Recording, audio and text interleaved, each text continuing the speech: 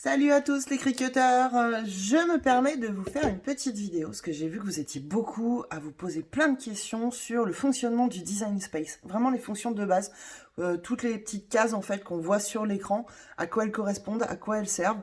Donc je vais essayer de répondre au maximum à toutes les questions que j'ai pu voir passer sur les réseaux sociaux. Voilà, donc on va passer sur mon écran et puis je vais vous expliquer tout ça. Donc j'ai installé l'application Design Space, je l'ouvre et j'arrive sur cette page. Là, on va retrouver en fait tous les projets que moi j'ai déjà créés. On va retrouver ceux qui sont disponibles par le Cricut Access. Donc certains sont disponibles uniquement via l'abonnement qui est à 9,99 € par mois actuellement. Et autrement, on va aussi en retrouver certains qui sont gratuits. Donc si on veut retrouver déjà les gratuits, on va aller dans mes projets qui se trouvent juste ici. Et là, on va dans le petit bandeau et normalement, on devrait retrouver... voilà, on retrouve une rubrique qui s'appelle en anglais Free for Cricut Maker, puisque moi j'ai la Maker, ou Free pour tous ceux qui ont les autres machines comme la Explore ou la Joy. Et là, si je fais Free for Cricut Maker, je vais retrouver et on voit du coup la housse que j'ai fait pour ma Cricut. Ça, c'est une autre histoire. Pour en revenir du coup à la page de départ, moi je vais du coup sélectionner que je veux un nouveau projet pour arriver du coup sur mon écran avec mon canevas vierge. On a la petite case gabarit qui elle peut nous être utile si par exemple on souhaite faire des t-shirts et avoir un aperçu du rendu. Voilà, on sélectionne ce qu'on veut et ça nous permet d'avoir un petit gabarit. Moi je m'en sers quand je prépare des visuels de t-shirts, c'est sympa. On va avoir projet, où là, on retrouve du coup tous les projets pareils de l'Access. Et autrement, on va avoir image. Donc si par exemple je suis sur mon départ et que je veux aller chercher une image toute faite disponible dans le Design Space, je vais aller cliquer du coup sur la petite case image. Hop là, il va nous demander par exemple de remplir un mot-clé. Donc moi généralement les mots-clés, je préfère les mettre en anglais. Je trouve que maintenant ils ont activé la recherche française, mais je trouve qu'en anglais on trouve plus de choses. Donc si par exemple je veux mettre birthday pour faire quelque chose pour un anniversaire, hop, je fais entrée. Et là on va me sortir tout ce qui est sur le thème des anniversaires. On va avoir ce qui est disponible uniquement par le Cricut Access pour filtrer si on souhaite, le type de projet, si c'est pour faire des cartes, si c'est juste des phrases, si c'est pour faire quelque chose en 3D, pour faire des tasses. Ensuite, on va avoir Operation Type qui là nous dit si on veut choisir juste de la découpe, juste de l'écriture, du print and cut ou couper et dessiner, où là on peut combiner effectivement les deux. On va avoir aussi le choix de l'image complexe, si c'est une simple, une moyenne ou une plus complexe. Les layers, ça va être les couches. Est-ce qu'on veut une couche simple? Est-ce qu'on le veut sur plusieurs couches, c'est-à-dire plusieurs découpes? On aurait par exemple un fond rose avec un truc blanc. Ownership, ça va être si c'est des choses que moi j'ai téléchargées. Purchase, je sais plus exactement ce que c'est, faudra que je recherche. Free, c'est ce qui est gratuit. Et download, ce que j'ai déjà... ce qui est à télécharger. Brand, on va être sur en fait les marques, tout ce qui est sous licence, donc Warner Bros, on va retrouver toutes ces choses-là. Les matériaux, autrement, par exemple, tiens, aujourd'hui on va faire quelque chose en vinyle, on va sélectionner vinyle. Ou en language, pour choisir la langue autrement de ce qu'on veut, si on veut faire une carte en chinois, en hébreu, en italien, en allemand, enfin voilà, en toutes les langues qu'on souhaite, qui sont disponibles dans le Design Space. Voilà, ça c'était pour la partie image. Maintenant on va revenir, on va voir la partie texte. Donc, la partie texte, moi je vais cliquer dessus et là on voit que j'ai un petit encart bleu qui s'est ouvert. Et je vais pouvoir taper mon texte. Donc je vais marquer bonjour. Hop. Là, moi si l'écriture ne me plaît pas, je vais aller dans police. Et là dans police, on va avoir tout par défaut, ça se met sur tout, donc là on va avoir de mélanger ce qui est disponible avec le Cricut Access. Certaines sont payantes en plus de l'abonnement, certaines sont gratuites, Et on va avoir aussi celles qui sont enregistrées dans notre ordinateur. Ça, c'est un autre tuto que je vous ferai certainement sur comment télécharger des mini-polices sur des sites dédiés aux polices gratuites et comment les insérer ensuite dans le design space. Mais voilà, donc là on a tout mélangé. Après on peut sélectionner système et là on va retrouver vraiment celle que j'ai dans mon ordinateur ou Cricut pour avoir que les Cricut. Alors quand on est sur Cricut, on peut aussi activer un filtre. On l'a juste ici. Donc le filtre nous permet de savoir si c'est des écritures que nous on a sélectionnées, si c'est avec plusieurs épaisseurs, si c'est en couche unique, si c'est pour faire de l'écriture. Ça c'est très bien quand on veut s'en servir avec les crayons dans l'embout spécifique de la Maker et de l'Explore aussi. Ça permet d'être sûr d'avoir quelque chose qui rentre plutôt bien. Donc on va retrouver des petites écritures fines, des choses comme ça. Là, moi, je l'ai sélectionné, le temps que ça se mette à jour, voilà, on a bonjour. Là, on voit que l'écriture, elle est un petit peu espacée, quoi. Le bon et le jour, on voit qu'il y a quand même pas mal d'espace entre les deux. Ce qu'on peut faire, c'est aller ensuite dans espace de lettres. Et là, on peut aller pour jouer déjà sur l'espacement qu'il y a entre chaque lettre. Donc on peut le réduire si on le souhaite. Si on fait sur plusieurs lignes, on a espacement de lignes aussi, ça permet de jouer sur la hauteur des lignes. On va avoir aussi l'alignement, si on le veut plus à gauche, centré ou à droite. Bon là on est sur un seul mot, donc ça gêne pas, mais bon ça c'est comme quand on est sur Word et qu'on veut centrer son texte. On a courbe, juste à côté, qui elle va nous permettre, si on veut par exemple, incurver notre écriture. Ce qui peut être sympa pour écrire autour d'un petit dessin. Et on va avoir également la dernière case qui est intéressante. Oups là. Qui s'appelle avancer, qui se trouve juste ici. Donc là, on a avancé et dégroupé en lettres. Et là, du coup, on voit que sur mon bandeau d'à côté, ça s'est séparé. C'est-à-dire que chaque lettre est devenue un module en lui-même. Donc si vous voulez faire des inclinaisons, moi je vous conseille de les faire avant, parce qu'une fois qu'on a dégroupé, pour lui, c'est plus un mot, ça devient un objet, comme si on insérait un dessin. Et là, par contre, par exemple, moi, mon J, je vais pouvoir venir le remettre un petit peu plus rapproché. Après, je resélectionne le groupe qui est là, qui est pas trop mal espacé. Hop. Et voilà. Et là, par exemple, j'ai regroupé mon mot. Donc là, une fois qu'on a tout l'alignement et l'espacement qu'on souhaite, on peut resélectionner le tout et aller dans le coin qui se trouve juste ici et refaire souder. Et souder va nous permettre d'avoir tout regroupé ensemble. Et si jamais c'est une écriture cursive, donc où tout est attaché, en faisant souder, on est sûr, par exemple, en faisant un sticker ou du flex, qu'on va pas avoir les mots découpés un par un. Je vais vous faire un exemple avec une écriture cursive, où là, ce sera plus parlant. Par exemple, celle-ci, hop, on va mettre coucou. Là, on voit bien qu'effectivement, on va refaire pareil, on va régler l'espacement. Non, on va prendre une autre écriture, parce que celle-ci, effectivement, elle va pas super bien ressortir. J'en aurais voulu une un petit peu plus grosse. Hop. Parce que là, si jamais, donc je rassemble le tout, je vais réduire mon espacement. Là, on a quelque chose qui est à peu près sympa, sauf le C qui retombe dedans. Donc on refait avancer, dégrouper en lettres, hein, pareil. Tac. On le recale comme on le souhaite. Je resélectionne le tout. Si je ne faisais simplement grouper et non pas attacher, quand je vais lancer une découpe, le problème c'est qu'en fait ça va me faire le C séparé du haut alors que c'est quelque chose qui est tout attaché, donc qui est bien plus simple à décoller et à appliquer si c'est tout en attaché. Voilà. Ça c'était pour la partie écriture. Maintenant pour la partie forme, celle qui peut être intéressante quand on veut créer des boîtes, des petites cartes, quand on fait de la couture aussi, si on veut redessiner un dessin et pouvoir le faire couper, par exemple si je veux faire un rectangle pour faire une pochette, je vais passer par là. Donc je vais cliquer sur forme et on voit qu'il me propose plusieurs formes. Donc là par exemple on va faire un carré, voilà. Et puis moi mon carré, je vais vouloir lui mettre des petits coins arrondis. Donc je vais sélectionner un cercle. Je vais venir le caler ce que je fais, c'est que je sélectionne le tout. Et puis là, quand on a tout sélectionné, on voit qu'il nous propose en haut, aligner. Et là, aligner va nous permettre de le mettre bien calé sur la gauche. Ensuite, bien aligné sur le haut. Comme ça, je suis sûr que les bords tombent bien correctement. Je vais vous mettre une couleur un petit peu plus claire, vous y verrez mieux.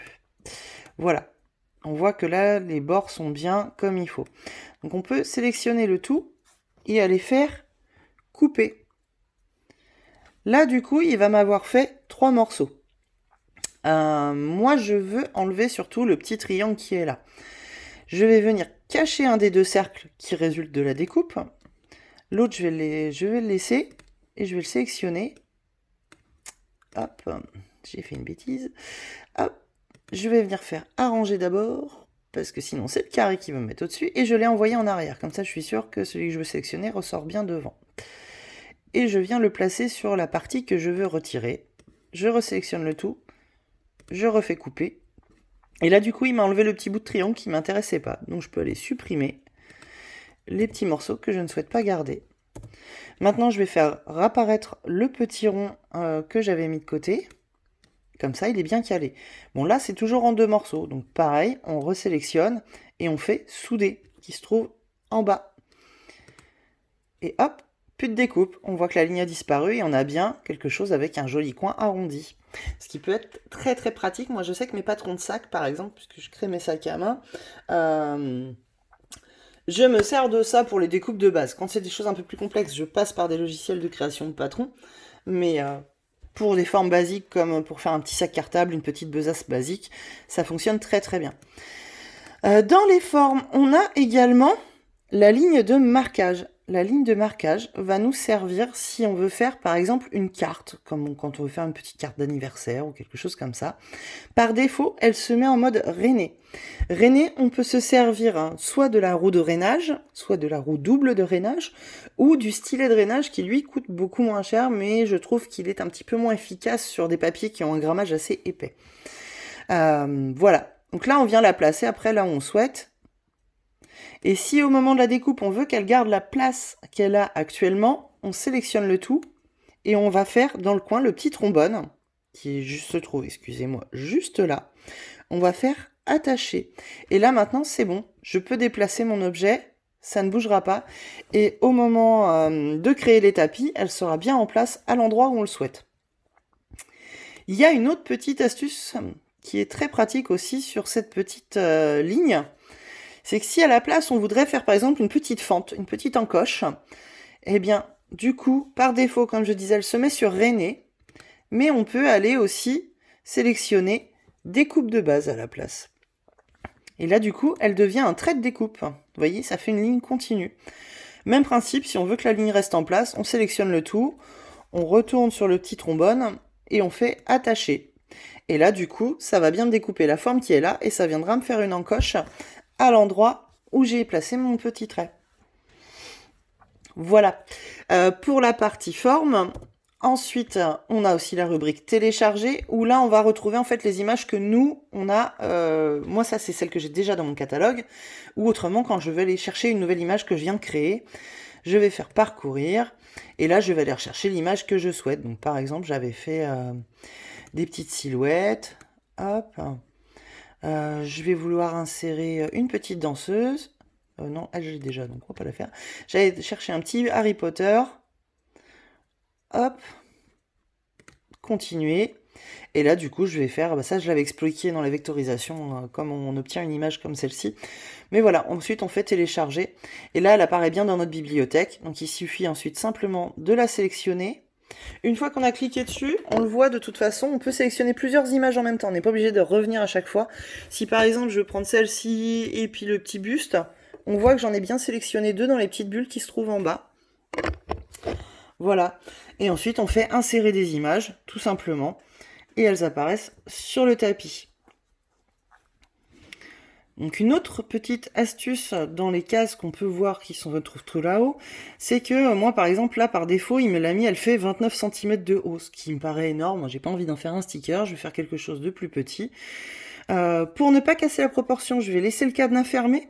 Si on ouvre le cadenas, ça nous permet de pouvoir étirer sans forcément agrandir. Là, moi, j'ai envie de garder cette proportion. Donc ensuite, il suffit simplement d'aller changer le chiffre qui se trouve dans la hauteur ou la largeur pour adapter au format qu'on souhaite. Là, si par exemple on veut que ça fasse 10 cm, bah voilà, j'ai tapé 10 et c'est bon. On peut également, dans la case qui se trouve juste à côté, jouer sur la rotation. Si par exemple je veux que ce soit incliné à 45 degrés, hop, je vais faire rotation 45 et hop, vous voyez, tout de suite, ça s'est mis à 45 degrés. Il y a aussi une nouvelle petite fonction qui vient d'apparaître sur Design Space depuis peu de temps, depuis la dernière mise à jour, et qui est en version pour l'instant bêta. Ça va être la fonction décalage, que je trouve assez sympa.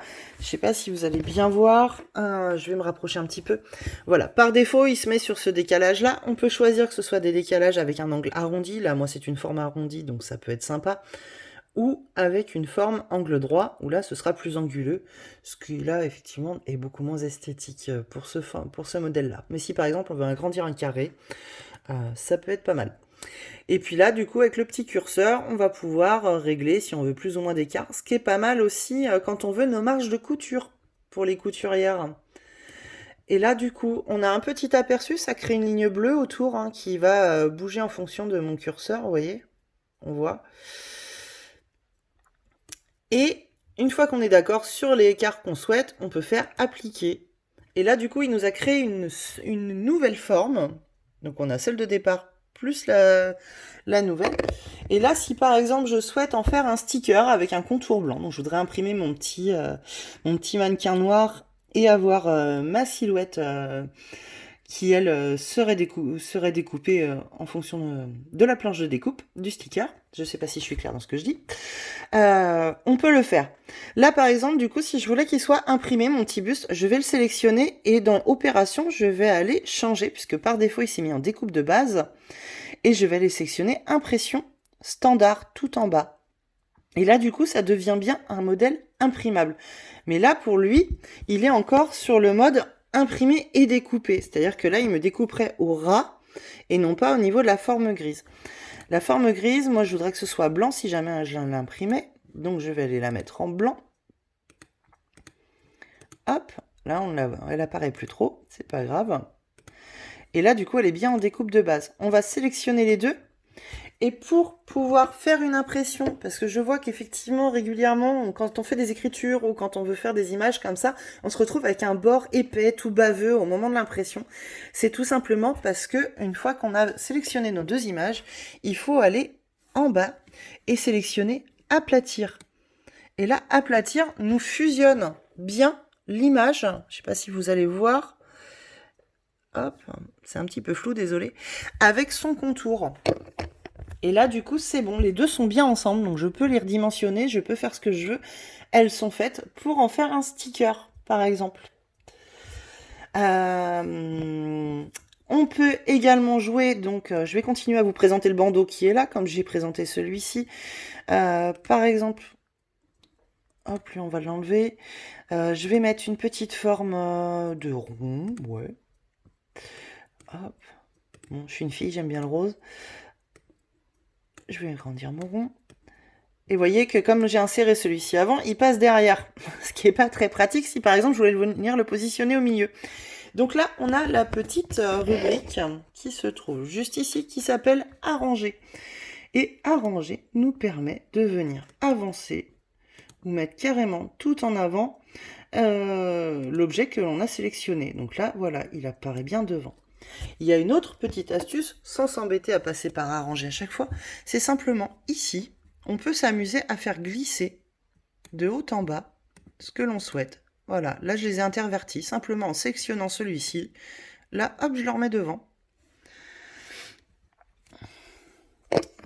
Ensuite, on peut aussi, bon là on est sur une forme symétrique, mais si je vais par exemple prendre la petite danseuse, hop, qui est un peu grande, donc pareil, on va la redimensionner. On va la remettre sur 10 cm aussi. La petite danseuse, moi je voudrais qu'elle soit dans l'autre sens. Et bah c'est pareil, on a l'outil symétrique qui se trouve juste à côté d'Arranger. Et là, on a symétrie axe vertical, où là, hop, vous voyez, elle a changé de sens. Ou on a aussi symétrie axe horizontal. Si par exemple, on voulait faire comme si c'était un reflet dans une carte ou quelque chose comme ça, on pourrait totalement le faire avec ce mode-là. Ensuite, donc la rotation, je vous l'ai montré. Et si on veut être précis dans ce qu'on fait, on a aussi l'onglet position. Et là, la position, ça nous permet d'être calé au centimètre et au millimètre près. Ce qui est plutôt pas mal quand on fait une petite carte ou qu'on veut mettre vraiment des choses de façon symétrique, bien des deux côtés. C'est plutôt sympa. Là, pour vous continuer à vous présenter vraiment toutes les petites cases qui se trouvent sur le Design Space, hein, on va avoir donc là la liste des calques, donc toutes les images qu'on va avoir insérées, toutes les formes. On va pouvoir par exemple en sélectionner deux, donc là je vais sélectionner le cercle et puis le petit buste de couturière, et je vais pouvoir les grouper. Les grouper, ça permet simplement de pouvoir les déplacer, les agrandir en proportion ensemble. Mais ça ne permettra pas, si je lance une découpe actuellement, il va me proposer de me couper un cercle sur un tapis et de me faire le petit buste sur un autre. Ce qui n'est pas du tout ce qu'on pourrait souhaiter, par exemple, si là je voulais faire un sticker rose avec cette forme-là. Ça, c'est vraiment bien quand on souhaite créer des groupes d'objets pour pouvoir vraiment les redimensionner. Si vraiment on veut que tout soit ensemble au moment de la création, quand on va lancer la découpe, là, il faudra bien sélectionner le petit trombone, toujours attaché. Et là, effectivement, quand on va créer sur le tapis, on aura bien tout ensemble, en place, au même endroit. On va avoir aussi la petite étoile là qui nous permet de... excusez-moi, ça avait vraiment des problèmes de mise au point. On va avoir reproduire, qui nous permet de faire un copier-coller, hein, tout simplement. À savoir que les raccourcis clavier, CTRL-C, CTRL-V, fonctionnent aussi. Pour celles qui ont l'habitude d'utiliser des traitements de texte, des choses comme ça. On va avoir le supprimer aussi, si on souhaite enlever. Supprimer, ça fonctionne aussi avec la touche Supr. Hein. Je fais ça, hop, je l'ai enlevé. On va avoir aussi, hop, si par exemple là on a attaché, et que finalement, bah non mince, je voudrais faire autre chose avant, attacher ça va vraiment être l'étape finale, une fois que vous êtes sûr, parce que si vous attachez et que vous voulez venir rajouter un autre élément, vous allez être forcément coincé à un moment, ça ne voudra pas. Si par exemple je voulais venir découper des étoiles sur le côté, là ça ne fonctionnerait pas. Il faudrait forcément repasser par l'étape détacher. Et là du coup on pourrait. Donc sachez que si vous attachez, vous pouvez toujours revenir en arrière. Hop. Je vous ai montré tout à l'heure comment couper.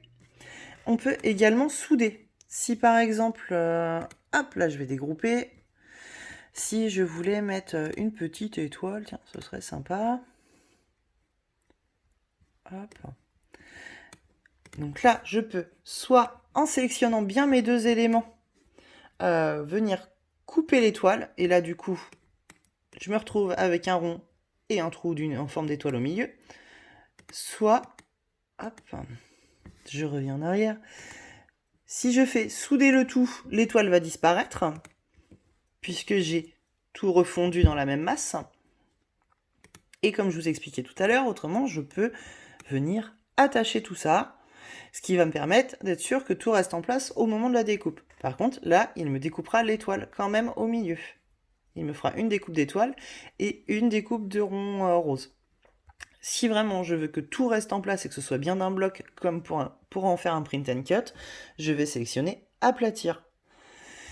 Autre petite chose, il me faudrait une image un petit peu plus complexe.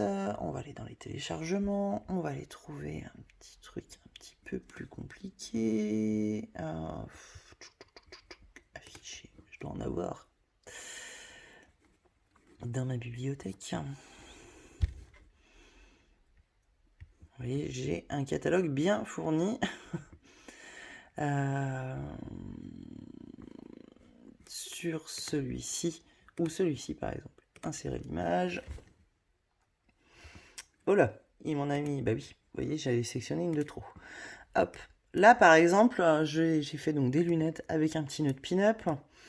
Et si je voulais jouer sur, par exemple, mettre des poids de couleurs, je pourrais tout à fait en sélectionnant contour, où là, voilà, il me propose en fait, par défaut tout est sélectionné, et moi je vais pouvoir par exemple choisir de d'enlever par exemple tous les petits pois, de ne garder que le bandeau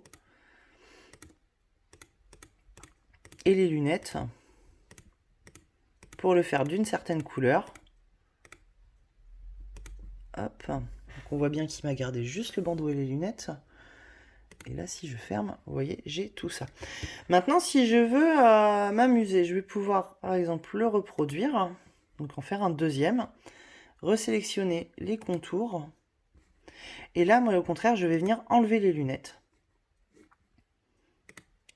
Et là, hop, peut-être mettre une autre couleur, ce serait mieux. Non. Excusez-moi, c'est pas un outil que j'ai encore beaucoup utilisé. Donc je patouille encore un petit peu. Contour. Toc. Si je désélectionne les lunettes, normalement il devrait me rester l'autre partie. Voilà. On a bien les petits pois. Donc après je pourrais m'amuser à mettre une autre couleur. Si je voulais faire les pois d'une couleur et puis les lunettes d'une autre, c'est pareil. Quand je vais dans contour, je vais sélectionner. Par exemple, là je ne veux faire que des petits pois. Hop. Là, il me reste que les petits pois. Je pourrais les mettre en blanc si je voulais. Pouvoir ensuite remettre le bandeau, le mettre lui en rouge. Ça, je vous ferai certainement un autre tuto quand j'aurai maîtrisé un peu plus la chose. Là, pour l'instant, c'est vrai, comme je vous disais, c'est des choses que j'ai pas encore beaucoup utilisées, mais qui sont très pratiques et très sympas. Donc, n'hésitez pas, hein, le design space, faut vraiment fouiller, faut bidouiller. De toute façon, c'est en faisant des erreurs qu'on apprend, et une fois qu'on a compris la logique du design space, ça se fait plutôt bien. Faut juste vraiment comprendre sa logique de fonctionnement. Et une fois qu'on a pigé, ça peut rouler et on peut créer beaucoup de choses. Voilà, c'était vraiment un petit tuto qui dure quand même assez longtemps, désolé, où je voulais vous présenter tout ça parce que je vois que vous êtes quand même beaucoup à patauger là-dedans. Je vous remercie, je vous dis à très bientôt.